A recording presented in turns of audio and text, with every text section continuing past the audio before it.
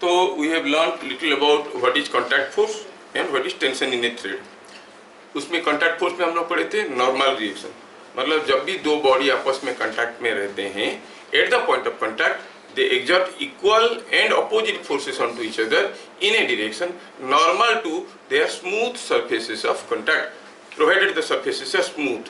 If the surfaces are not smooth, what will be the direction of force? That we will see after we learn what is friction. ठीक है, अभी अगर दो चीज आपस में contact में हैं, तो at every point of contact they are exerting forces onto each other in a direction normal to the surfaces of contact. समझ में आया? चलिए आज हम लोग और एक इंटरेस्टिंग चीज लेके चलेंगे आगे। मकसद क्या था चैप्टर का? मकसद ये था कि कोई बॉडी अगर रेस्ट में है तो इसका मतलब उसके ऊपर नेट फोर्स जीरो है। इसका मतलब हुआ कोई बॉडी के ऊपर नेट फोर्स जीरो होने के लिए दो तरीका है, या तो उसके ऊपर कुछ भी फोर्स नहीं आ रहा होगा, या फिर जितने फोर्स आ रहे होंगे उनका रिजल्टेंट जीरो है।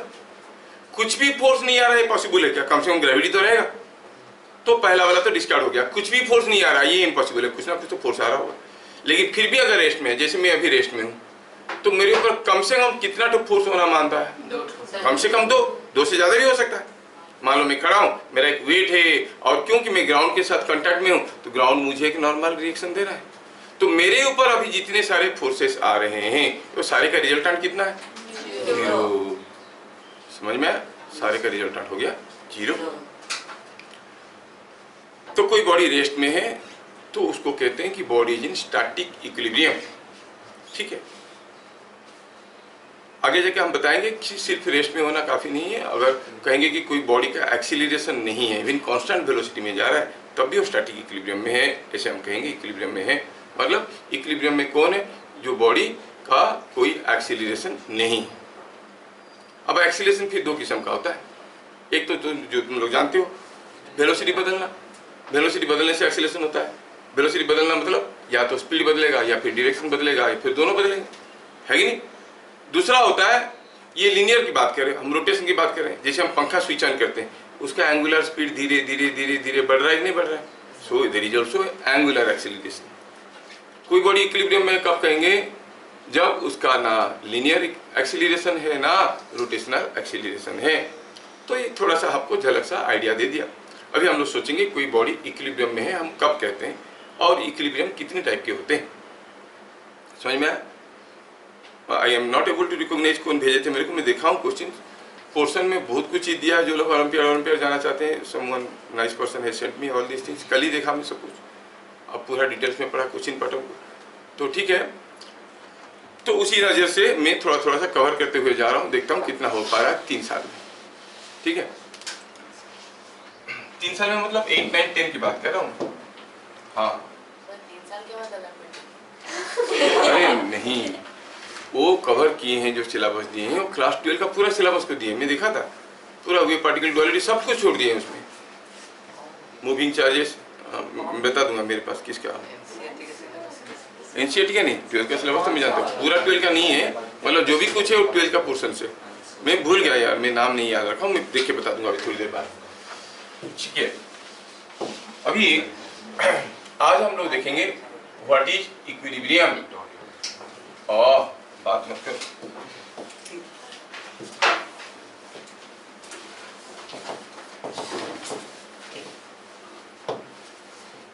इक्विलिब्रियम,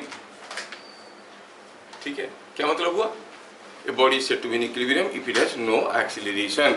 तो पहला चीज लिखेंगे, a body is said to be in equilibrium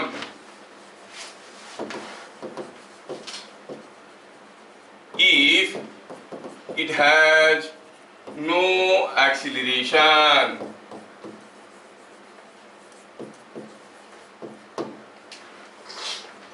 No acceleration मतलब net force on the body must be 0. ठीक है, for this resultant of all forces acting on the body must be 0.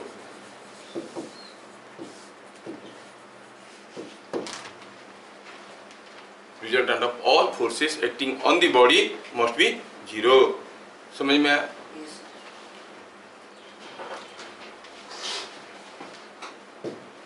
Point number 2. Types of equilibrium.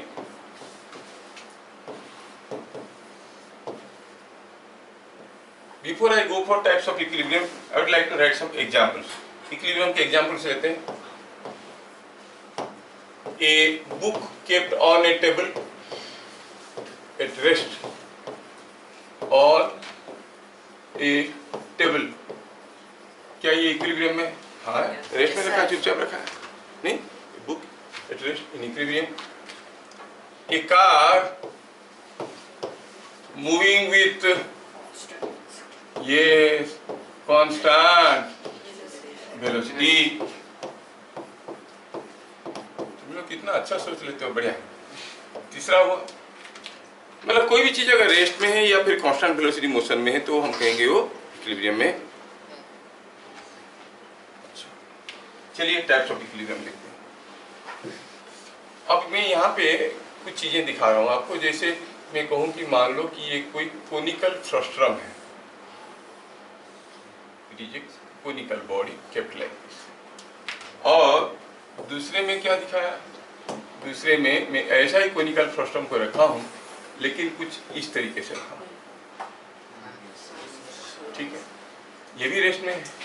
और तीसरे में मैं दिखाना चाहता हूँ कि supposing here is a sphere kept like this. They are all kept on ground. बहुत ज्यादा ऐसे टाइप हम लोग नहीं लिखेंगे. मेरा मकसद है कि आपको बेसिक कॉन्सेप्ट दे देना. और मान लो कि ये सारा चीज जो है फ्लोर पे रखा हुआ है ऐसा. ये तीनों इक्विलिब्रियम में है, लेकिन तीनों में एक अंतर है. अंतर ये है कि जब आप इसको थोड़ा सा धक्का दोगे, टेढ़ा तो होगा, छोड़ दोगे फिर खड़ा हो जाएगा, है कि नहीं? It is stable. दिख रहा है कि नहीं? इसको थोड़ा सा धक्का दोगे तो ये हिल जाएगा, ऐसे छोड़ दोगे फिर खड़ा हो जाएगा. ये है स्टेबल इक्विलिब्रियम. इसको थोड़ा सा धक्का दोगे, हो सकता है ये गिर जाएगा. इसको थोड़ा सा धक्का दोगे, ना वापस आएगा ना गिरेगा, थोड़ा सा हट जाएगा, हटके फिर से खड़ा हो जाएगा. ये थोड़ा सा हटके फिर से खड़ा हो जाएगा, है कि नहीं? अगर इसको धक्का दोगे, ना ये गिरेगा ना ये वापस आएगा, लेकिन ये क्या करेगा? थोड़ा सा हटके एक नए पोजीशन में आ जाएगा. ठीक है, फिर come to the position like this, है कि नहीं? तो ऐसा इक्विलिब्रियम को हम कहते हैं स्टेबल इक्विलिब्रियम. मतलब आपको समझ में आया? Stable equilibrium. इक्विलिब्रियम को EQM लिख रहा हूं. ये अनस्टेबल इक्विलिब्रियम. आप लोग काफी स्मार्ट हो, बहुत ज्यादा लिखने की कोई जरूरत नहीं है. इसको कहते हैं न्यूट्रल इक्विलिब्रियम. तो इसमें क्या हुआ? इसमें हुआ ये पहला वाले में, when a body in equilibrium is applied or given some displacement, छोटा सा displacement, and released, it again restores its original position. तो हम कहेंगे ये stable equilibrium है. When a body is given some displacement, it falls out of the equilibrium position. It is called unstable equilibrium. तीसरा है, if a body given small displacement neither restores nor falls away, but acquires a new position of equilibrium immediately after, is called neutral. क्या feeling में आ गया चीजें? Feeling में आ गया चीजें. इसके अलावा भी है जिसको हार्मोनिक इक्विलिब्रियम कहते हैं. जैसे हम कहेंगे कि ये देखेंगे, चलो अभी इसको नहीं कहेंगे. डेफिनेशन क्यों लिखेंगे? हम बोल देंगे, लिखोगे, ऐसे टाइप का हो जाएगा. मैं बताया ना, if a body is given a small displacement and after removal of that displacement, अब if a body is given a small displacement and released, if it restores its original position, then you say it is in stable equilibrium. If a body is given a small displacement and upon release it falls out of equilibrium position, it is unstable equilibrium. If it is given a small displacement and released, it neither comes back or restores nor it falls away, but it acquires a new position of equilibrium, immediately after then you say it is neutral equilibrium. Feeling में ले लो, definition में क्या रखा है, और definition तो school वालों को जरूरत होता है, लिखो क्या है, हमें तो समझना है चीजें, है ना। और एक चीज बताऊं, अब लोग थोड़ा बहुत सुने होंगे पोटेंशियल एनर्जी के बारे में, कोई फॉर्मूला जानते हो? mgh वाला जानते हो? mgh वो जो mgh में वो h क्या है, किसका? Height of centre of gravity, ठीक है। अभी देखो इसका केस में सेंटर ऑफ ग्रेविटी कहाँ होगा, बीच में होगा कि नेरो की तरफ कि नीचे? हाँ, और इसमें ऊपर और इसमें बीच में। थोड़ा सा एक्स्ट्रा नॉलेज लेते हुए चलो भाई, नहीं मिलेगा अभी नहीं 11th क्लास बुक, लेकिन एंट्रेंस टेस्ट में मिल जाएगा। जब मैं इसको थोड़ा सा डिस्प्लेसमेंट देने की कोशिश कर रहा हूँ, जब मैं इसको थोड़ा सा मैं इसे पुश किया और मैं क्या किया, ये जो चीज है ये चीज को मैं थोड़ा सा ऐसे डिस्प्लेस करने की कोशिश कर रहा हूँ, तो क्या हो रहा है देखो, तो ये जो पॉइंट है ऊपर जा रहा है कि नीचे आ रहा है, नोटिस करो। ये जो पॉइंट है सेंटर ऑफ ग्रेविटी, मैं इसको इस एंड में खड़ा रख के उठाने की कोशिश कर रहा हूँ। ऊपर जा रहा है, ऐसे रहेगा तो ऊपर जा रहा है कि नहीं जा रहा है? यस, ये ऊपर जा रहा है, ऊपर जा रहा है। मतलब जब मैं इसको मूव करवाने की कोशिश कर रहा हूँ, डिस्प्लेस करने की कोशिश कर रहा हूँ, इसका पोटेंशियल बढ़ रहा है, सेंटर ऑफ ग्रेविटी ऊपर जा रहा है। क्या बात समझ में आए? ये सेंटर ऑफ ग्रेविटी, ये सेंटर ऑफ ग्रेविटी। अब जब मैं इसको डिस्प्लेस करने की कोशिश कर रहा हूँ, सेंटर ऑफ ग्रेविटी ऊपर जा रहा है, पहला ही देख लो, इसमें अगर हम थोड़ा सा धक्का देते, इसको धक्का देके देखो तो क्या होगा? हाँ, इसको जब ये नीचे आए, यहाँ का सेंटर, इसको जैसे मैं इस एंड में डिस्प्लेस करने की कोशिश किया, इसको यहाँ पर डिस्प्लेस करने की कोशिश किया, तो ये पॉइंट ऐसे जाने लगा। इसको ऐसे धक्का देने की कोशिश किया, ये पॉइंट ऐसे जाने लगा, है कि नहीं? और इसको धक्का देने की कोशिश किया, ये पॉइंट। तो you see in this case when the body is in stable equilibrium by giving any small displacement the potential energy is increasing, h बढ़ रहा है, है कि नहीं? इसमें पोटेंशियल एनर्जी घट रहा है और इसमें कोई बदलाव नहीं। In terms of potential energy भी आप इसको सोच सकते हो। तीनों इक्विलिब्रियम में से सबसे कम पोटेंशियल एनर्जी कौन सा इक्विलिब्रियम में होता है, ये याद रखना। तो क्या क्या चीजें हमें समझ में आया? पहला चीज समझ में आया, potential energy is minimum in stable equilibrium.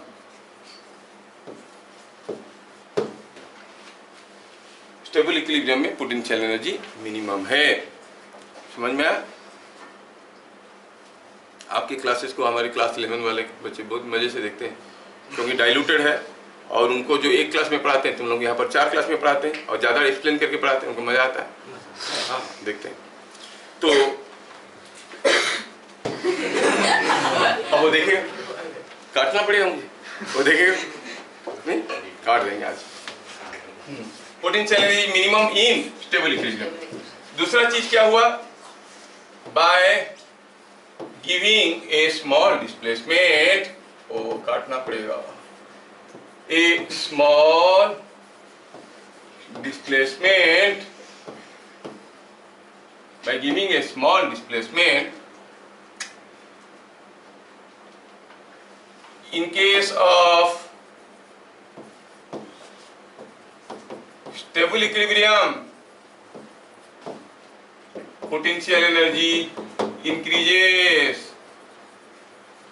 क्यों? क्योंकि आप देखिए कि जैसे ये ऊपर जाएगा, ये हाइट बढ़ेगा, h will increase, potential energy will increase. In this case, h will decrease, potential energy will decrease. यहाँ पर h तो constant रहेगा, है ना? In case of stable equilibrium, potential energy increases. Unstable equilibrium क्या होता है? In case of unstable equilibrium, potential energy decreases. और neutral equilibrium, yes, equilibrium potential energy does not change. PE for potential energy, समझ में आ रहा ना? PE लिख रहा हूँ, समझ में आ रहा ना? PE is potential energy does not change। क्या आप लोग समझ गए? दो तरीके से पोटेंशियल एनर्जी सबसे ज्यादा सबसे कम किस में होता है? अनस्टेबल इक्विलिब्रियम में। अगर दो बॉडी का पोजीशन दिया गया, जिसका पोटेंशियल एनर्जी कम है वो ज्यादा स्टेबल है। आप खड़े खड़े ज्यादा स्टेबल हो कि लेटे लेटे ज्यादा स्टेबल हो? खड़े खड़े कोई धक्का मार दिया तो गिर जाओगे, लेटे लेटे लात भी मारा तो वहीं पड़े रहते हैं, सुबह उठते नहीं, मम्मी आके मारती रहती है, हम वहीं पड़े रहते हैं, है कि नहीं?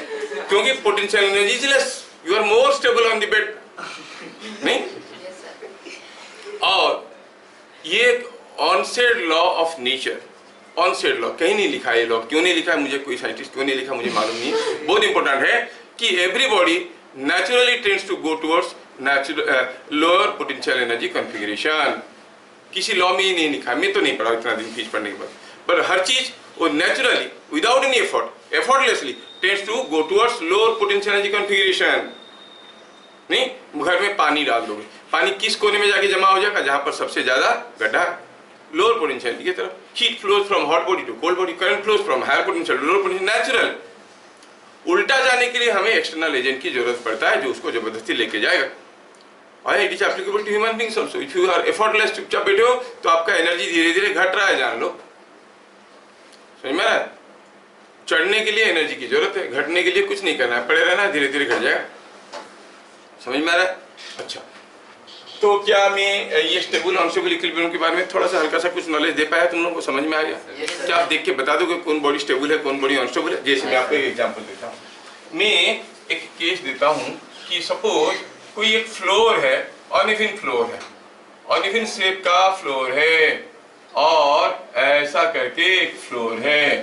अब ये फ्लोर बड़ा अनइवन शेप का, यहाँ पर कोई एक ब्लॉक रखा है एट पोजीशन ए, यहाँ पे कोई एक ब्लॉक रखा है एट पोजीशन बी, और यहाँ पर एक ब्लॉक रखा है एट पोजीशन सी। क्या बता सकते हो what is the type of equilibrium associated with the different blocks? A को थोड़ा सा धक्का दोगे वापस आएगा, फिर भाग जाएंगे नीचे, तो ये कौन सा हो गया? अनस्टेबल। बी को थोड़ा धक्का दोगे फिर वापस आ जाएगा, तो ये हो गया स्टेबल। और सी को कुछ बच्चे रहते ही नहीं रहते, मम्मी बोलते पढ़ो, धक्का दे के लेंगे, जहाँ छोड़ देंगे वही रुक जाएगा, फिर धक्का दे के लेंगे, कुछ है एक थप्पड़ मारा दौड़ के गया पढ़ने बैठ। नहीं, मान लो कहीं बैठ के रील्स दिख रहा था, मम्मी एक थप्पड़ मारा, सीधा अनस्टेबल दौड़ के गया पढ़ने। दूसरा को धक्का दे के जहाँ छोड़ दो वही रुक जाएगा, जहाँ छोड़ देंगे वही रुक जाएगा, है नहीं? वो न्यूट्रल बच्चे हैं, ठीक है? तो अब सी क्या हो गया? न्यूट्रल। क्या ये चीजें समझ में आ रहा है? देखिए थोड़ा दिमाग लगाओ। सपोज हम कहेंगे, देखो सपोज हम कहेंगे यहाँ पर कोई एक ग्लास ट्यूब है। तुम लोग दिमाग कैसे लगाते हो? देखो ये ग्लास ट्यूब है और इसके अंदर एक चार्ज बॉल रखा हुआ है। This is what is A charge ball, charge इसमें। और हुआ यूं है कि यहाँ पर भी दो बॉल है और ये दोनों फिक्स्ड है, ये दोनों बॉल मूव नहीं कर सकते। I try to make it interesting so that you can think, तो मजा भी आएगा। और ये बीच में एक बॉल है, ये दोनों बॉल कैसा है? इनमें कुछ चार्ज है, प्लस क्यू, और दोनों पॉजिटिव चार्ज है। चार्ज समझ में आता है ना? yes, sir। और ये जो छोटा वाला बॉल है इसमें कुछ चार्ज है और वो चार्ज कैसा? ये चार्ज कुछ ऐसा है। मान लो कि इसमें चार्ज क्यू है, नहीं प्लस माइनस कुछ बताया नहीं, क्यू का वैल्यू कुछ भी हो सकता है। वही पे रहेगा, ठीक है। और आपको मालूम है कि दो चार्ज के बीच में जो फोर्स होता है, कोई भी दो चार्ज के बीच में, वो force is proportional to product of the charges and inversely proportional to square of the distance. पास में रहेगा तो ज्यादा फोर्स देगा, दूर में रहेगा तो कम फोर्स देगा। तो ये क्यू पॉजिटिव चार्ज, और जानते हैं like charges repel each other. अगर दोनों पॉजिटिव चार्ज है तो ये एक दूसरे को रिपेल करेंगे, और एक नेगेटिव एक पॉजिटिव है तो ये सब जानकारी आपके पास है।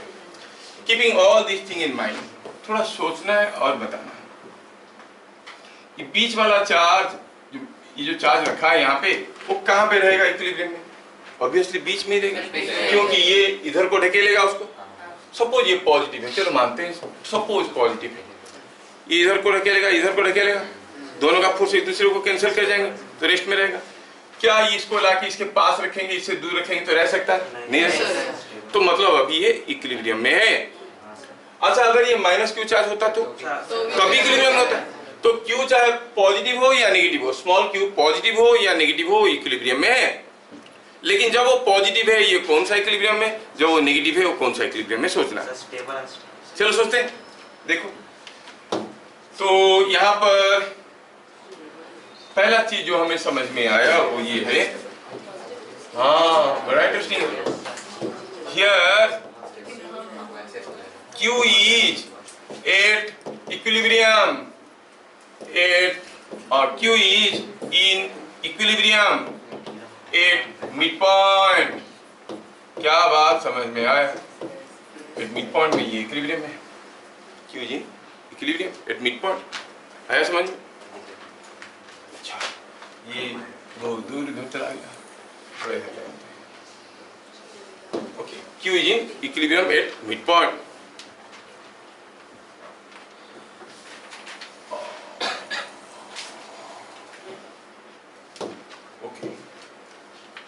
When Q is positive, Q अगर पॉजिटिव है, कैसे पता चला? अगर ये पॉजिटिव है भैया तो हम जानते हैं कि अब मान लो ये चार्ज नंबर 1 है, ये चार्ज नंबर 2 है।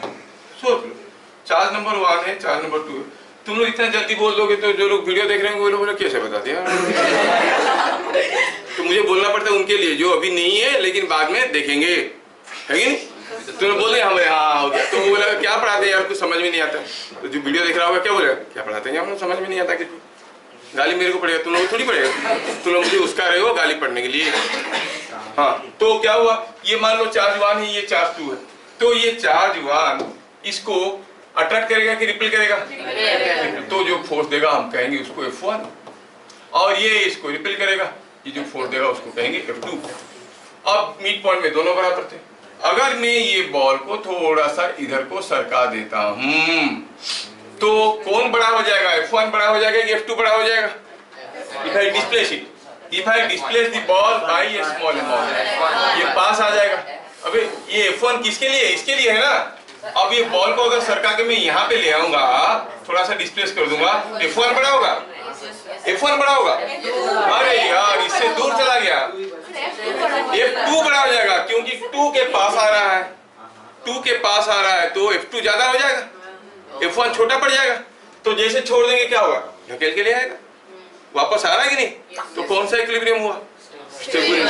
अगर मैं इसको इधर को ढकेल देता, इसको थोड़ा इधर को डिस्प्लेस कर देता, F1 ज्यादा हो जाएगा कि F2? इसका फोर्स ज्यादा हो जाएगा। इसका फोर्स कौन है? F1, तो ज्यादा हो जाएगा। समझ में आ रहा है ना? F1 ज्यादा हो जाएगा, ये ढकेल के फिर से वापस ले जाएगा।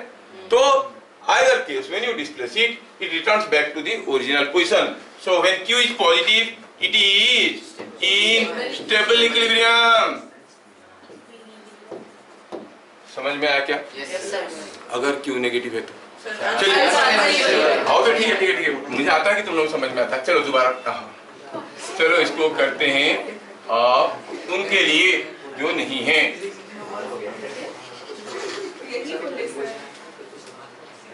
हाँ चलिए, अब मैं केस बदल देता हूँ। ग्लास ट्यूब है लेकिन ये चार्ज अभी पॉजिटिव नहीं है, ये नेगेटिव चार्ज है। अब 1 वाला चार्ज Q के लिए जो फोर्स होगा वो अट्रैक्ट करेगा, किधर को होगा? टुवर्ड्स लेफ्ट और टुवर्ड्स राइट। ये इसको अट्रैक्ट करेगा तो F1 कैसे होगा? ऐसे होगा। और ये खींचेगा उसको, F2 कैसे होगा? ये। और ये इक्विलिब्रियम में क्यों है? क्योंकि F1 और F2 are equal and opposite.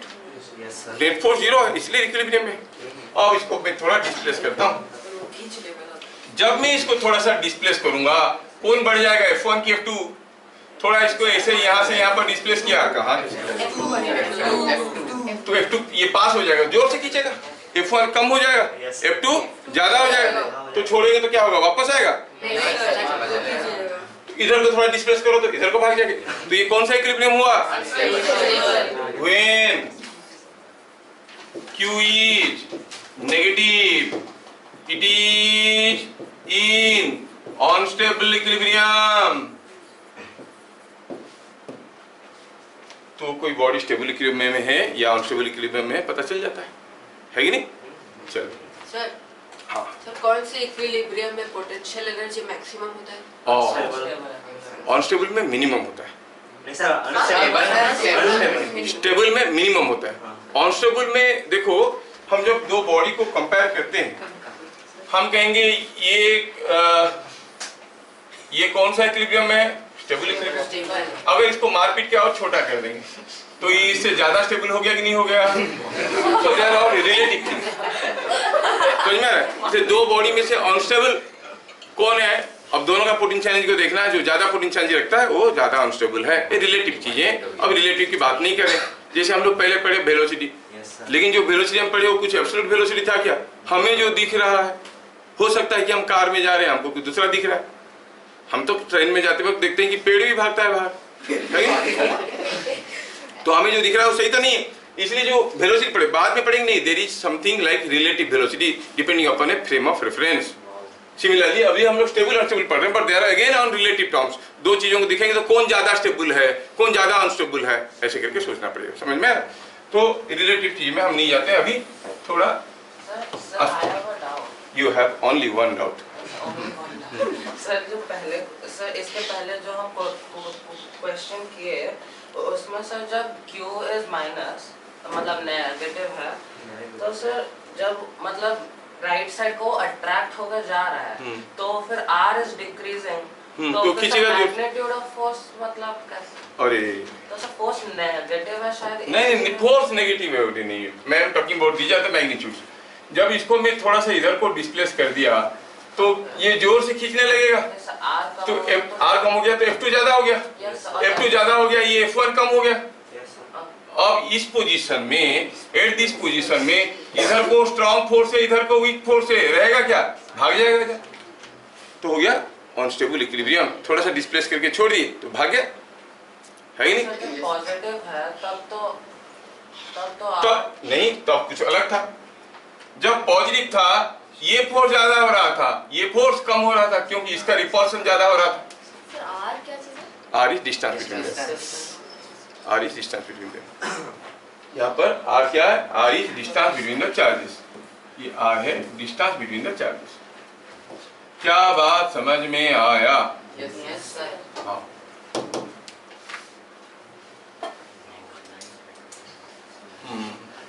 चलो नेक्स्ट क्या देखें हम लोग? अभी हम लोग बात करें इक्विलिब्रियम।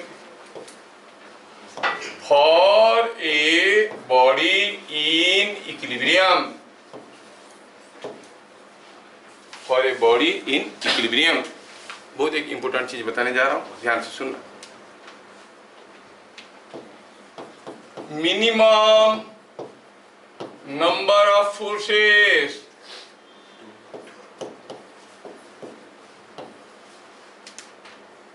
रिक्वायर्ड क्या है? कितना है?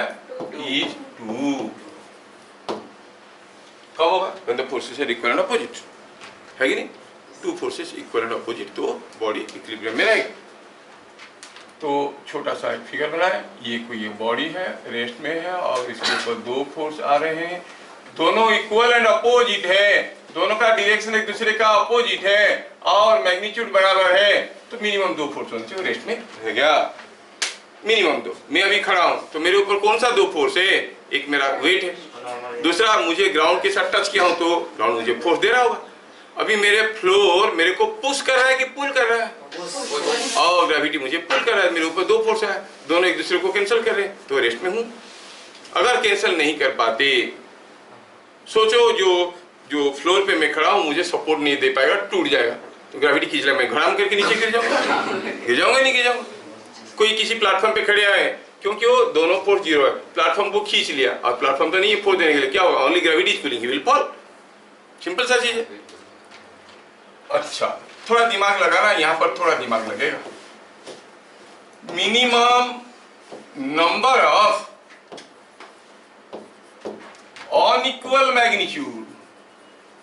unequal magnitude force required, unequal magnitude magnitude बराबर नहीं होना चाहिए। इक्वल मैग्नीट्यूड होगा तो 2 से काम निपट जाएगा। मान लो कि मैग्नीट्यूड अलग अलग, कम से कम कितना चाहिए? 3 इज इक्वल टू 3। मैं थोड़ा सा यहाँ पे और थोड़ा सा मॉडिफाई करूंगा, don't immediately right. Non equal magnitude, अच्छा ठीक, इज इक्वल टू 3। क्या बात समझ में आया? ये कोई एक बॉडी रखा है, इसको इधर को कोई खींचा, कोई इधर को खींचा अनइक्वल मैग्नीट्यूड में, तो भागने लगेगा। भागेगा नहीं भागेगा? किधर को भागेगा? In the direction of resultant of this two. 2 vector का रिजल्टेंट निकालना आपको आता है, ट्रायंगल लॉ आता है, तो पैरेललोग्राम लॉ भी बताए थे क्या? नहीं। ट्रायंगल लॉ आता है, तो ट्रायंगल लॉ की बलबुत्ते पर अगर हम करेंगे तो ट्रायंगल लॉ की बलबुत्ते पर अगर हम करेंगे तो जो रिजल्टेंट होगा वो कुछ ऐसा डायरेक्शन में होगा। ये वेक्टर के साथ ये वेक्टर को जोड़ दिए नहीं, तो जो रिजल्टेंट बनेगा वो रिजल्टेंट कैसे बनेगा? The resultant will be somewhat in this direction, है कि नहीं? तो अब ये जैसे ये दोनों फोर्स खींचने लगेंगे तो ये बॉडी कुछ इधर को भागने लगेगा कि नहीं भागेगा? अगर मैं इस जो नेट फोर्स हुआ उसकी उल्टी डायरेक्शन में एक फोर्स लगाता हूं इधर को, तो नेट फोर्स क्या हो गया? 0। 3 फोर्स में काम नहीं पड़ गया, तीनों अनइक्वल मैग्नीट्यूड है। So minimum number of unequal magnitude forces required to keep the body in equilibrium is 3। आया समझ में? क्या सबको समझ में आया? क्या नाम था उसका? चंद्रकांत था, क्या था? चिन्मय दत्ता। हाँ बोला चंद्रकांत। चिन्मय दत्ता को समझ में आया? हाँ। नाउ थोड़ा और डिफिकल्ट करते हैं।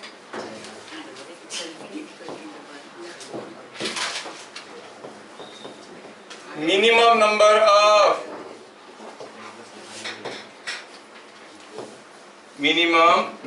of unequal magnitude, minimum number of unequal magnitude non-planar forces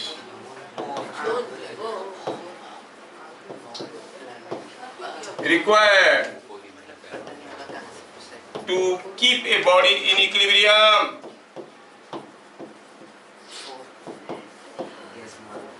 is equal to क्या होगा? नॉन प्लानर, एक ही प्लेन में होना मानता नहीं है, is equal to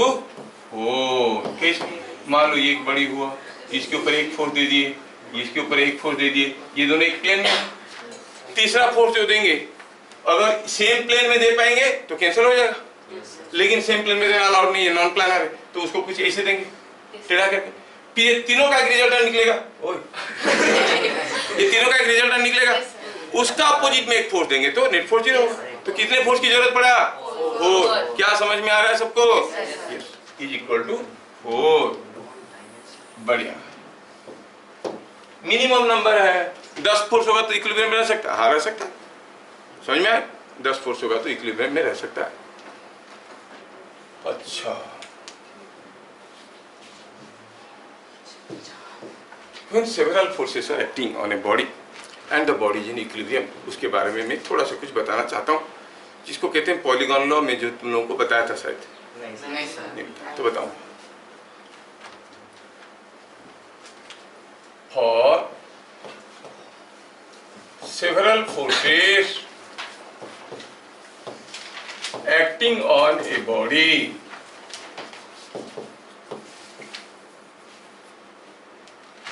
and keeping it in equilibrium, बड़ा इंपॉर्टेंट है, इसको आप वेरी इंपॉर्टेंट मानो। बहुत आसान है बट जस्ट ए कंसेप्ट, कितना बड़े बड़े चीजें उसमें खुल जाएंगे। इतना बड़ा सा ताला इतना छोटे से चाबी में खुलता है कि नहीं खुलता, है ना? ऐसे ये छोटा सा चाबी है लेकिन बड़ा बड़ा ताला खुल जाएंगे उसमें। For several forces acting on a body and keeping it in equilibrium, मान लो F1, F2, F3, F4 25 force किसी बॉडी के ऊपर आ रहे हैं और वो बॉडी इक्विलिब्रियम में है, तो क्या कहोगे? सारे फोर्स का रिजल्टेंट कितना है? 0। आप कहोगे F1 vector, F2 vector, F3 vector, F4 vector, सारे को जो इक्वल टू 0। जितना फोर्स आ रहा है सारे को जोड़ दो तो जो सारे वेक्टर से है कि नहीं। अब यहां पर इससे पता ये चलता है कि just for sake of example, और इसको पॉइंट नंबर 2 में लिखो, बढ़िया रहेगा समझने के लिए। देखो सपोज हम कहेंगे ये हुआ F1 वेक्टर, समझो सपोज ये है F1, ये है F1 वेक्टर, ध्यान से देखो, और ये हुआ F2 वेक्टर। हमें F1 F2 सबको जोड़ना है, जोड़ते जाना। पहले इन दोनों को जोड़ दिए तो क्या बन गया, इन दोनों को जोड़ दिए तो बन गया ये हो गया F1 प्लस F2, हुआ क्या, ये बन गया F1 प्लस F2। उसके साथ जोड़ना है F3, triangle you know, you have to keep them in order. तो F3 का टेल को इस पे रखेंगे। सपोज F3 कुछ ऐसा है, तो F1 plus F2 plus F3 कैसे दिखेगा, ऐसे दिखेगा, दिखेगा नहीं दिखेगा? क्या ये तीन फोर्स का रिजल्टेंट 0 है? नहीं, कुछ तो दिख रहा है, कुछ तो दिख रहा है। 0 कैसा है, क्या F1 F2 F3 का रिजल्टेंट 0 है? नहीं। अगर ऐसे 4-5 फोर्स को जोड़ने के बाद 0 होगा तो क्या बता सकते हो वो आखिरी वाला फोर्स का हेड कहाँ पे होगा? टेल ऑफ F1, है कि नहीं? जब तक आखिरी वाला फोर्स का हेड यहाँ पर नहीं पहुंचा है तब तक कुछ रिजल्टेंट दिखेगा कि नहीं दिखेगा? तो रिजल्टेंट दिखने के लिए मान लो F4 ऐसा है, सपोज हम इसके साथ F4 जोड़ते हैं, वी ऐड F4। नाउ बताओ कि F1 प्लस F2 हुआ, ये ध्यान से देखना, F1 प्लस F2 ये हुआ, F1 plus F2 plus F3 हुआ, ये F1 plus F2 plus F3, ये जो मैं जोड़ रहा हूँ ट्रायंगल लॉ यूज करके, तुमको समझ में आ रहा है ना? yes, और F1 plus F2 plus F3 plus F4 कैसा है, ऐसा है। ये मैं कहूंगा कि F1 plus F2 plus F3 plus F4 ये सब यहाँ पे आया।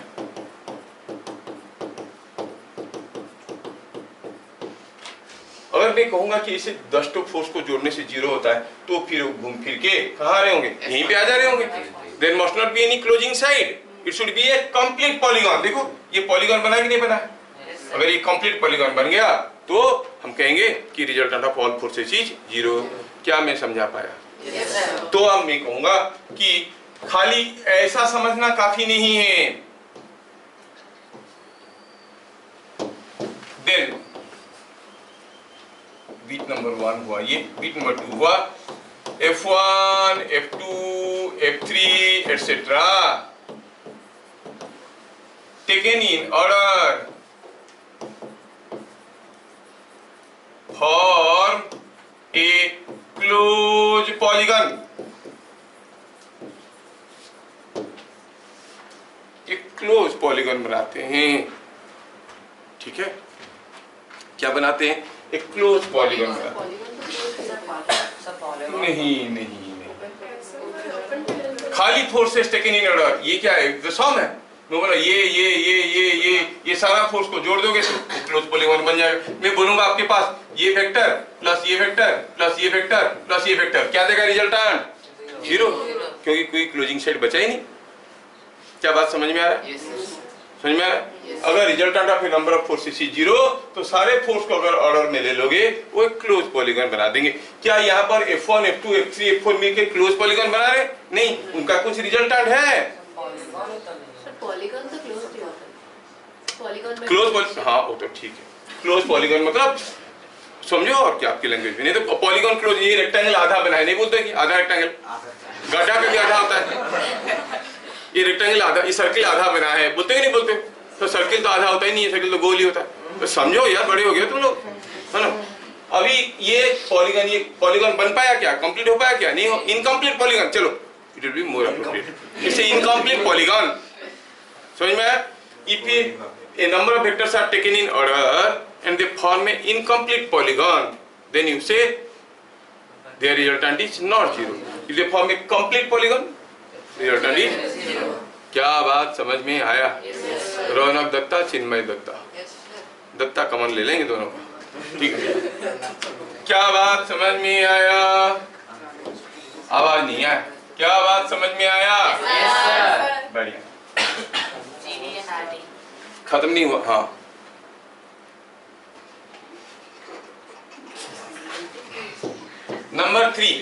नंबर 3 इससे भी ज्यादा इंपॉर्टेंट है, but before we go for that, तो मुझे बताओ, जैसे मैं एक एग्जांपल देता हूं आपको।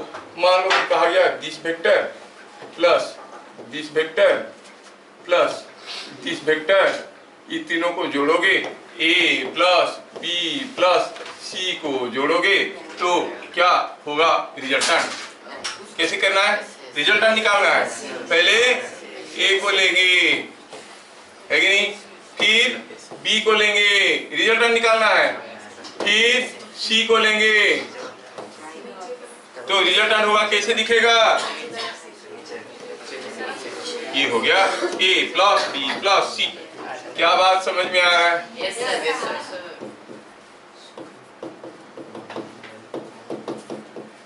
तो जितने दो क्या 25 तो वेक्टर होगा, जोड़ना कोई डिफिकल्ट चीज नहीं है, बट ग्राफिकली ग्राफ पेपर हमारे पास होना चाहिए, स्केल पेंसिल प्रोट्रैक्टर होना चाहिए, तो हम ड्रॉ करके सारे को ड्रॉ कर लेंगे, रिजल्ट हमें मिल जाएगा। तो ये मिला हमें कि a plus b plus c को हम कुछ ऐसे निकाल सकते हैं भाई, you can find like this. अच्छा, अगर अरे b को कौन खा गया, ये b था, ठीक है, a b c को जोड़े तो ऐसे जुड़ गया। सपोज मैं कहूंगा कि व्हाट इज रिजल्टेंट ऑफ ये प्लस ये प्लस ये प्लस ये प्लस ये सारे 10 न्यूटन के फोर्स हैं। वो तो दिख के पता चल रहा है कि सारे मिलके जीरो हो रहे हैं, ये इसको खा रहा है, इसको खा रहा है, दूसरे को खा के जीरो है नहीं। तो ये बात समझ में आया। अरे देखो, एक दूसरे को खा जाएंगे तो जीरो हो गया, लेकिन अगर हम ये लॉ लगा के देखेंगे तो क्या करेंगे, पहले देखेंगे a हुआ, उसके साथ b हुआ, उसके साथ c हुआ, उसके साथ, तो ये क्लोज बन गया कि नहीं बन गया। सो what is the resultant, resultant is zero. तो दो तरीके से देख सकते हैं, एक तो हुआ जैसे अपना दिमाग लगाया, कैंसिल हो रहे हैं, जीरो हो रहा है। दूसरा हुआ सारे को अगर ऑर्डर में ले लेंगे तो they must form A close polygon. मैं कहूंगा कि ये कोई एक वेक्टर है, ये कोई एक वेक्टर है, ये कोई एक वेक्टर है, ये कोई एक वेक्टर है, ये कोई एक वेक्टर है, ये सारा वेक्टर को जोड़ोगे, रिजल्टेंट कितना होगा, समझ में आ गया ना।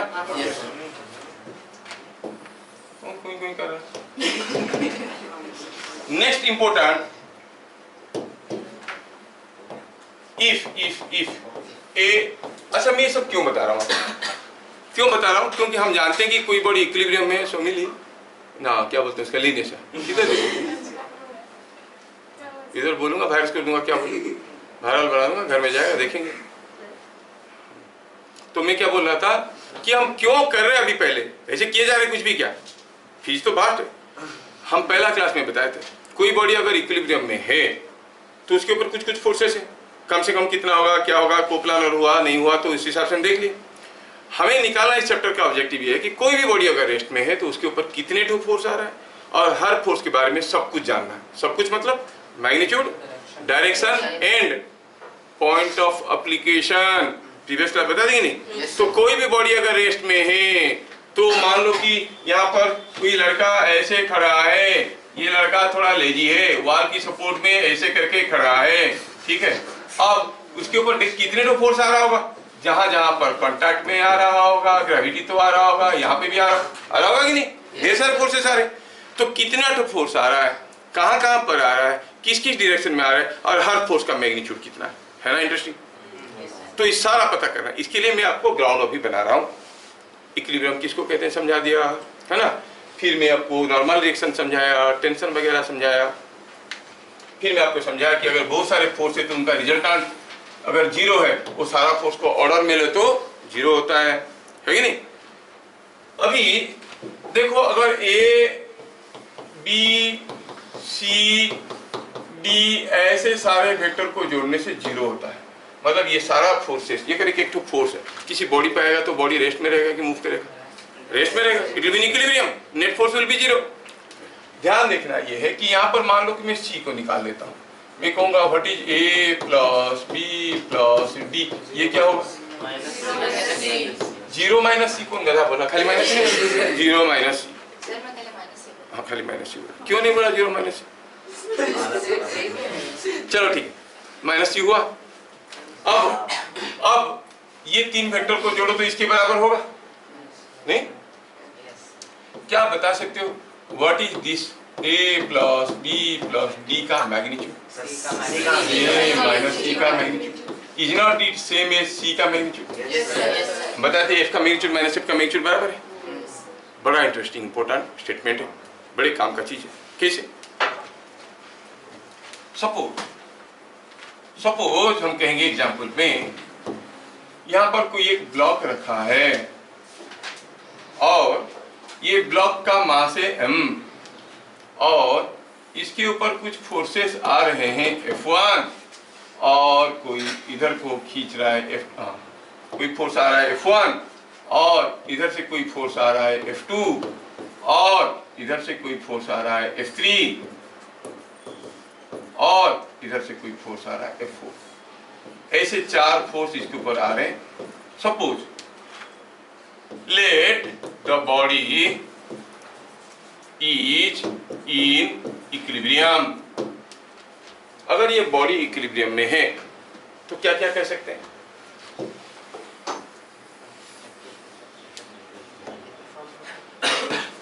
समझो, बाद में मौका नहीं मिलेगा।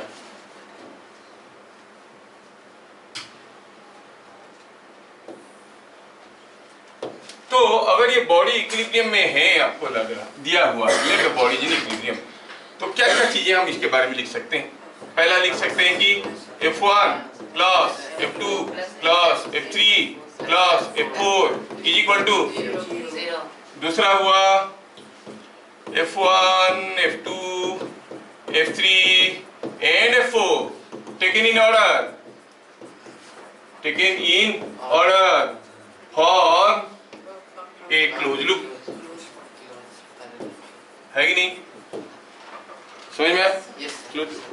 तीसरा हुआ if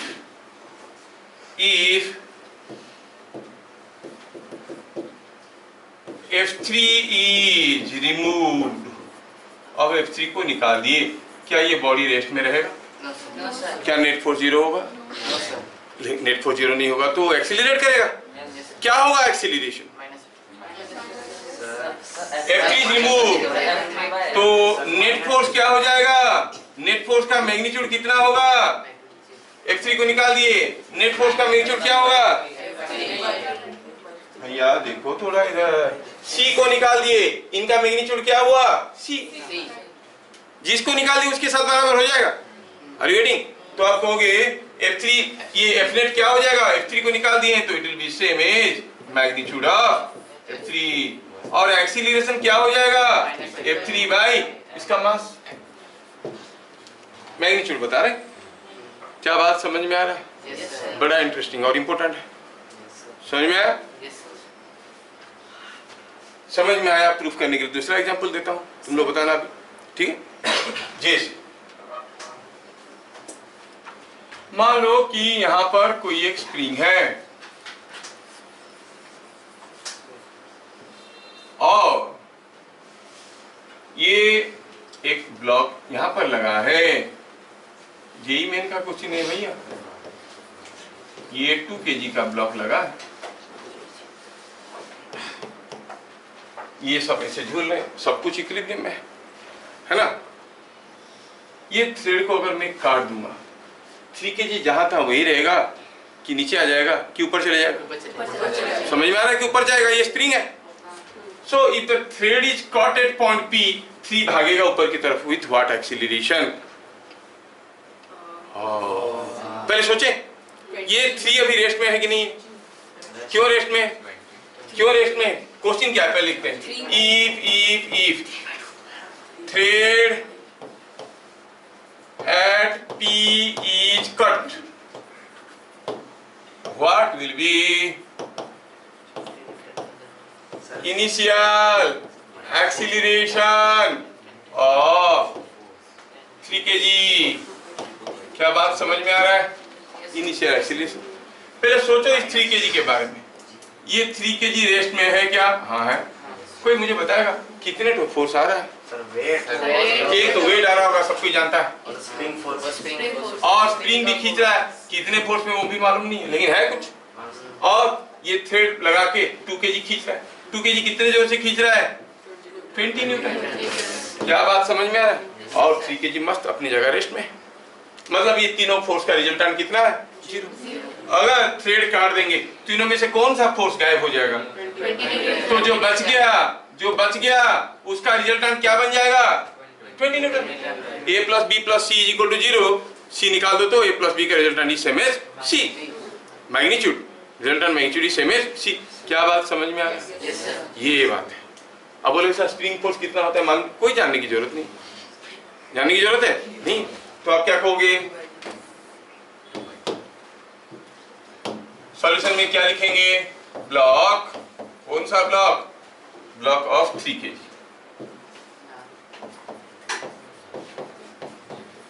क्या मैं सबको समझा पा रहा हूं? Am I successfully making you understand?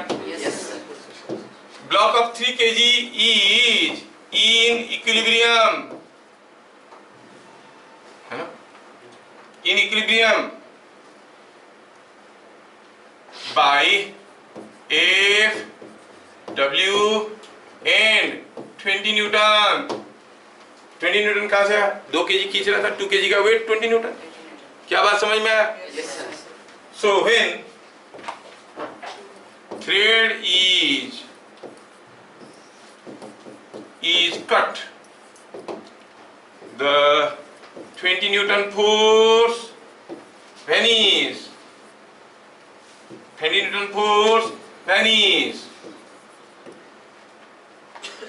So net force क्या हो जाएगा? Net force is of magnitude 20 Newton.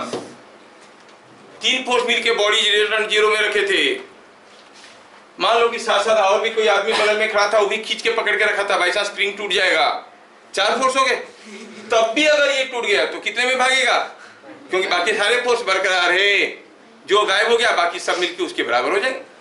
क्या मेरी बात समझ में आ रहा है? ये इंटरेस्टिंग है। सो क्या हो जाएगा net force? 20 newton. So what is the acceleration? 20/3 metre पर सेकंड। समझा पाया? अंडरस्टूड? है कि नहीं खतरनाक क्वेश्चन? ये पूछ के देखो, पता चल जाएगा दूसरों को। क्या बात समझ में आया? ये मेरा कैमरा थोड़ा टेढ़ा है, नहीं ठीक है।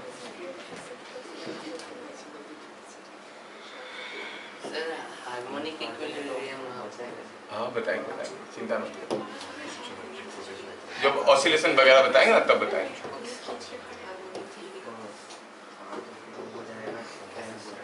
क्या चीजें समझ में आया? है ना इंटरेस्टिंग? देखो ये थोड़ा ज्यादा टांग रहा है, इसको थोड़ा बगल में देखते हैं। चल तू इधर, ठीक ये रुके।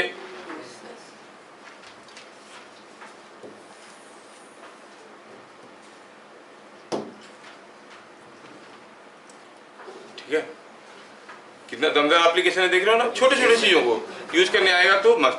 चलिए आगे। हमारे पास कितनी समय है? बहुत समय है। 10 मिनट के आसपास। मेरे पास सिर्फ 10 मिनट है, मेरे बच्चे बोले। मजा नहीं आया। मैं प्रॉमिस करता हूँ 10 मिनट से ज्यादा जिंदा रहूंगा और तुम लोगों को दिखाऊंगा। सर आपके पास 10 मिनट है। ये डॉक्टर बोलता है ना, जल्दी जल्दी अपनी रिलेशंस को बुला दो, इसके पास 1 घंटा है। मतलब 10 मिनट फास्ट है। ओ लास्ट टाइम, अबे लास्ट टाइम तो कोई दूसरा प्रेसिडेंट था। सॉल्यूशन। अच्छा, क्या ये सारी चीज समझ में आया? थोड़ा क्विक रिकैप करेंगे, आगे बढ़ेंगे, क्योंकि बहुत ही अहम चीज बताने जा रहे हैं। Now I am going for the first step. For what? Recognising all forces acting on the body, their magnitudes, direction and point of application. ये जानने का जो तरीका है उसका पहला स्टेप में। ठीक है, तो थोड़ा सा आज की क्लास को रिकैप करें। क्योंकि सारा कंसेप्ट की जरूरत पड़ेगा।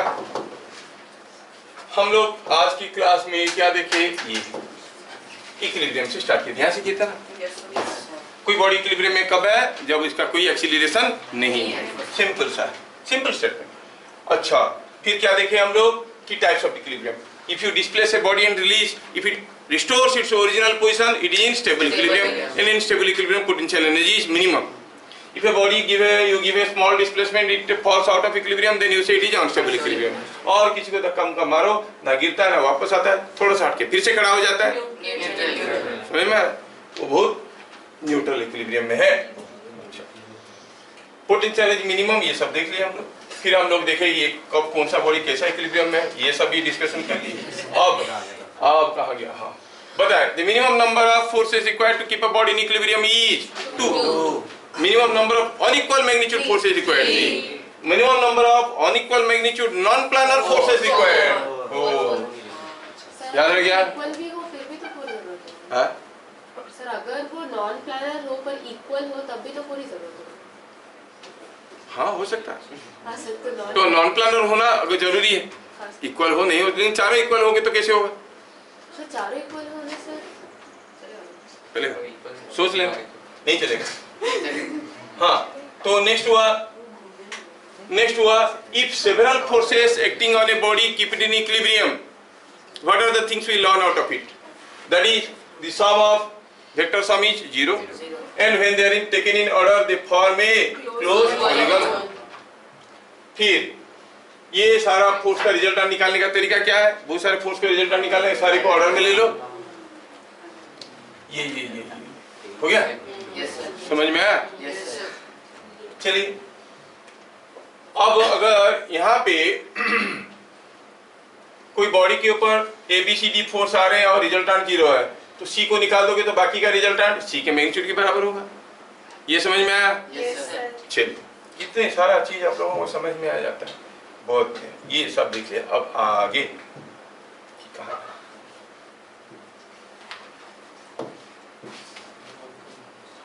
थोड़ा घुसने से पहले, क्योंकि आपको कैलकुलेट करना पड़ेगा और हर जगह वेक्टर लगा के नहीं कर सकते, तो थोड़ा बहुत एक्स्ट्रा आइडिया आपको देता हूं, देख लो। कोई बॉडी है, इसके ऊपर 2 फोर्सेस आ रहे हैं, ये 2 फोर्स, और ये बॉडी रेस्ट में है, मतलब दोनों फोर्स इक्वल एंड अपोजिट है ना? What is the angle between the 2 forces? 180 degree. So 2 equal and opposite forces के बीच में, 2 इक्वल फोर्सेस के बीच में एंगल अगर 180 डिग्री हुआ तो रिजल्टेंट इज 0, है ना?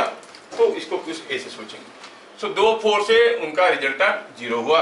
यहाँ पर theta, angle between the forces is 180 degree. कोई बॉडी है, इसके ऊपर 3 फोर्स आ रहे हैं, ये हुआ, तीनों इक्वल फोर्सेस, ये हुआ, तीसरा फोर्स को कुछ ऐसा होना है। ये तीनों फोर्स, ये बॉडी को तीनों मतलब इक्वल मैग्नीट्यूड के हैं, इनका रिजल्टेंट 0 होगा। मतलब ये तीनों को अगर मैं ऑर्डर में जोड़ूं, will not they form the a regular polygon? Equilateral triangle होगा कि नहीं होगा? मैं तीनों को जोड़ दिया तो are not they forming an equilateral triangle?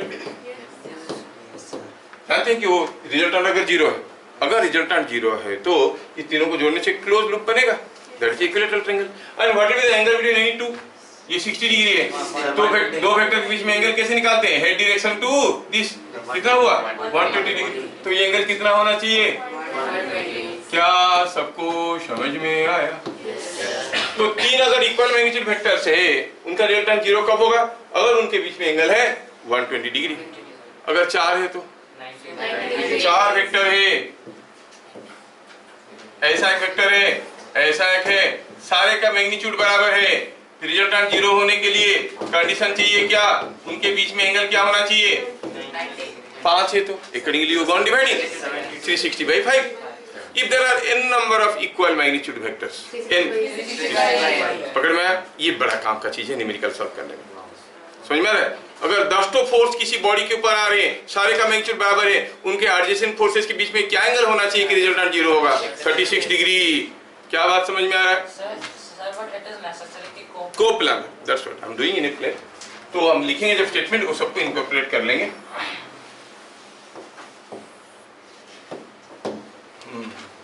तो क्या समझ में आया?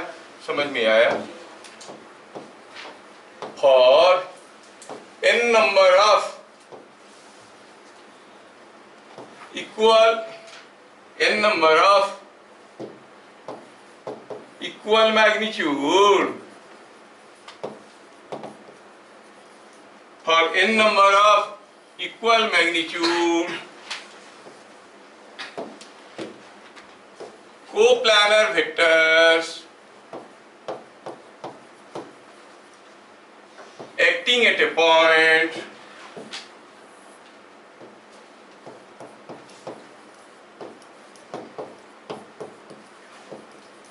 for n number of coplanar vectors, equal magnitude coplanar vectors acting at a point, the resultant will be 0 if angle between each two adjacent vectors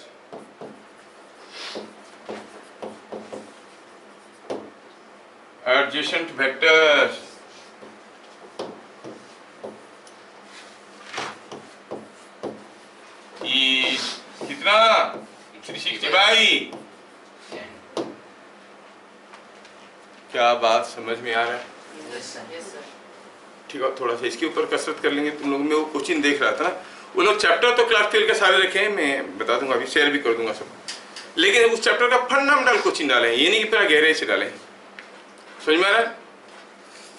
ये सब चीजें मैं mechanics में 11th क्लास में नहीं पढ़ाऊंगा, लेकिन ये सबको यूज करके फटाफट न्यूमेरिकल बन जाएंगे।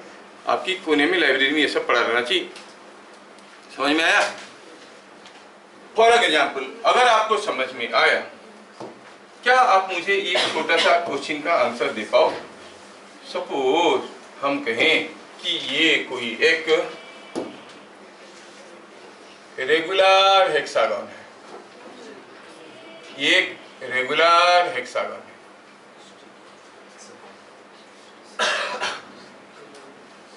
हाँ, ये एक रेगुलर हेक्सागन है। अब ये हेक्सागन का सेंटर में कोई एक चीज रखा गया है। थोड़ा दिमाग लगाना और सोचना और बताना। ये सेंटर में कोई एक चीज रखा गया है और मैं ग्राफिकली कुछ वेक्टर्स को दिखाना चाहूंगा। ग्राफिकली कुछ वेक्टर्स को दिखाना चाहूंगा।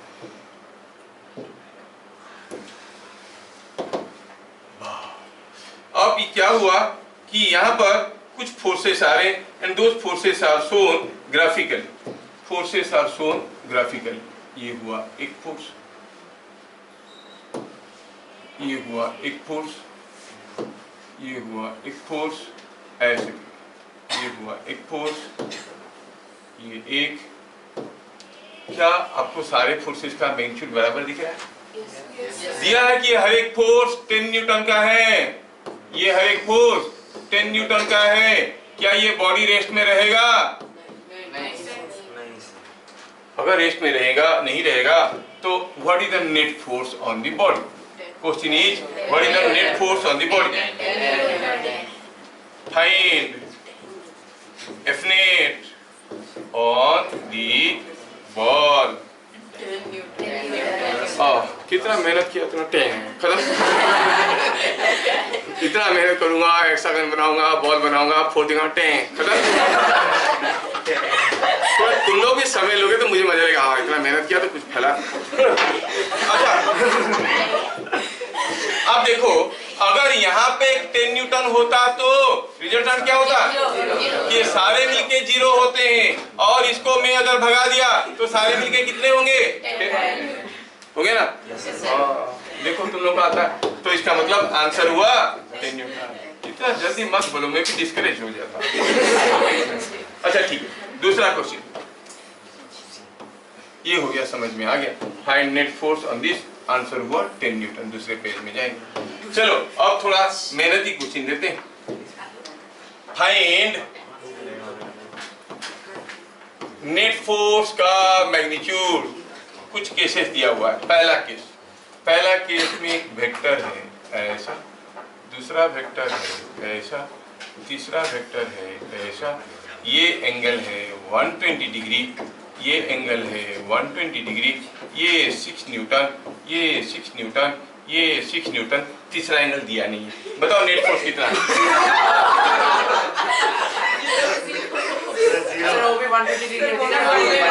हाँ, तो आंसर क्या हुआ? चलो तो नेट फोर्स कितना हुआ? नेट फोर्स हुआ 0। आया समझ में? ठीक है, खुश बात हो। बदलते हैं केस। ये यहाँ पर कोई एक बॉल रखा, इसके ऊपर भी फोर्सेस आ रहे हैं। एक ऐसा आया 10 न्यूटन, एक ऐसा आया 10 न्यूटन, एक ऐसा दे दिया 12 न्यूटन। आप ऐसे आप दिया एंगल 120 डिग्री, ये एंगल 120 डिग्री, ये एंगल नेट फोर्स। चलो ठीक है। अब ये जो 12 न्यूटन है, इसको हम 10 + 2 बोल सकते हैं। 10 10 10 0 हो गया, रह गया कौन? 2। तो आंसर हुआ। देखिए अगला question. Here is a body, इसके ऊपर फोर्सेस आ रहे हैं, एक 3 न्यूटन, एक 4 न्यूटन, एक 5 न्यूटन। अब 3 न्यूटन, ये 4 न्यूटन, ये 5 न्यूटन, एंगल 120 डिग्री। रोने लगेंगे बच्चे। Now what is the net force? 1 second, Newton में दिया, आंसर आया सेकेंड।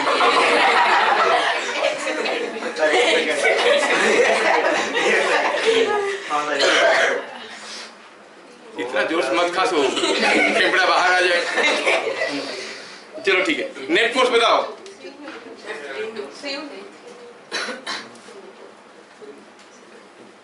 सर √7। सर उसका वैल्यू क्या है? वही तो भूल गई। हाँ बताओ। सर वही होगा। मेरा 3 न्यूटन कैसे होगा? मालूम कैसे हो? 3 न्यूटन नहीं हो सकता। 3 न्यूटन तो नहीं हो। क्यों नहीं? एक सेकंड। हाँ सर, नहीं सर 750 ही होगा। एक सेकंड। एंगल 60 है, 160। कहाँ 60 है? तुम लोग खुद से करो। मेरा कान खराब हो गया, सॉरी आँख खराब हो गया। मैं करूं? तो मैं करता हूं, क्योंकि तो अभी टाइम हो जाएगा, तुम लोग भागोगे। टाइम हो जाएगा तो तुम लोग भागोगे, मैं करता हूं। अच्छा, क्या इस चीज को, ये जो चीज है, क्या मैं इसको कुछ ऐसा लिख सकता हूं? ध्यान से देखो, क्या ऐसा लिख सकता हूं? मैं कहूं कि here is A 3 Newton force and here is A 3 Newton force and here is a 3 Newton force. In addition to, there is a force of 1 Newton and a force of 2 Newton. क्या ऐसा कर सकता हूँ? ये 3 Newton, ये 3 Newton, ये 3 Newton, ये 2 Newton, ये 1 न्यूटन। क्या हुआ क्या? अब ये 3 3 3 क्या गया? 0। क्या बच गया? There is a 1 Newton and there is a 2 Newton. इनका रिजल्टेंट कितना होगा? अब जानते हो ए और बी अगर दो वेक्टर है, उनके बीच में एंगल अगर थीटा है, उनका रिजल्टेंट का मैग्नीट्यूड बताए थे, याद है कि भूल गए? √a² plus b² plus 2ab cos theta whole बताए थे ना। तो आप क्या कहोगे यहाँ पर? नेट फोर्स क्या हो जाएगा? क्या हो जाएगा नेट फोर्स? ये एंगल तो मालूम है, ये एंगल कितना है? 120। तो आप कहोगे नेट फोर्स इज 1² 2² 2 × 1 × 2 × cos 120। और cos 120 कितना होता है? -1/2 होल ओवर। क्या ये आया √3? हाँ बस ये वो बोल रहा है कि मैं 3 तक पहुंचा, रूट ओवर डालना भूल गया, मैं भी 10 देना रहेगा, मैं 0 लिख दूंगा और 1 डालने के लिए भूल जाऊंगा। समझ में आया? बोला कि मैं 3 तक लिख दिया था, रूट ओवर डालना भूल गया। आया समझ में? तो when several forces are acting to find the resultant, क्या कहते हैं हम लोग? ग्राफिकली करते हैं। पहला हुआ कि सारे को ऑर्डर में ले लो और ऐसे ही वो क्लोज हो गया तो रिजल्टेंट इज 0। नहीं हुआ तो पहला वाला का एंड से दूसरे वाले का हेड, लास्ट वाले का हेड को जोड़ो, जो मिला वो रिजल्टेंट है। ऐसे क्या देख रहे हो? समझ में आ नहीं आया? अरे मैं क्या बोला कि अगर ढेर सारे वेक्टर को मैं जोड़ता हूँ, कंट्रोल समराइज कर रहा हूँ, अगर ये वेक्टर को ये वेक्टर को ये वेक्टर को ये वेक्टर को जोड़ दिया, रिजल्टेंट कितना है? तो पहले वाले का टेल से आखिरी वाले का हेड को जोड़ना है, ये हो गया रिजल्टेंट, है कि नहीं? और अगर ऐसे जोड़ते जोड़ते सारे क्लोज हो गए तो रिजल्टेंट क्या हो गया? 0। And if a plus b plus c plus d is equal to 0 vectors, then a plus b plus c का मैग्नीट्यूड क्या होगा? Same as magnitude of d। ये सब जो क्लू है बड़े काम का है। समझ में आया? सपोज मैं कहता हूँ कि यहाँ पर कोई एक बॉडी है जो कि 2 kg का है और इस बॉडी को ढेर सारे फोर्स अपनी मर्जी से इधर उधर खींच के उसको तंग कर रहे हैं। कोई 10 न्यूटन, कोई 12 न्यूटन, कोई 5 न्यूटन, कोई 8 न्यूटन, कोई 11 न्यूटन और ये 20 न्यूटन। ये बड़ा हो गया, चलो इसको कर देते हैं 2 न्यूटन। ऐसा खींच रहे हैं, ऐसे खींच रहे हैं कि नेट फोर्स 0 है। सपोज ऐसे सुइटेबल एंगल में लोग खींच रहे हैं कि नेट फोर्स 0 है, बॉडी रेस्ट में है। बात समझ में आया? अब क्या हुआ? 10 न्यूटन खींचने वाले का रस्सी टूट गया तो ये रहेगा कि भागेगा? किधर को? 10 न्यूटन की डायरेक्शन में कि उसके अपोजिट? 10 का, क्योंकि ये मिलके क्या होते हैं? 10 का अपोजिट होते हैं। मतलब ये सारे का resultant a plus b plus c plus d equal to 0 हुआ तो a plus b plus c equal to -d। तो ये चारों का, ये बाकी पांचों का resultant is equal to 10 but in this direction, ये इधर को भागेगा। क्या होगा? एक्सीलरेशन 10/2। अगर 10 न्यूटन वाले का रस्सी टूट गया, एक्सीलरेशन होगा 5 मीटर पर सेकंड स्क्वायर। अगर 12 न्यूटन वाले का रस्सी टूट गया तो आर यू गेटिंग? बड़ा कंसेप्चुअल चीज है, समझ में आ रहा? जिसका रस्सी टूटा उसका फोर्स बाय मास। सबका रस्सी टूट गया तो सबको जोड़ो, सबको जोड़ने से क्या होता है? 0/m क्या होगा? 0। मूव करेगा क्या? सबका रस्सी एक साथ टूट गया तो ये खड़ा रहेगा बेचारा। क्या ये कंसेप्ट आपको समझ में आया?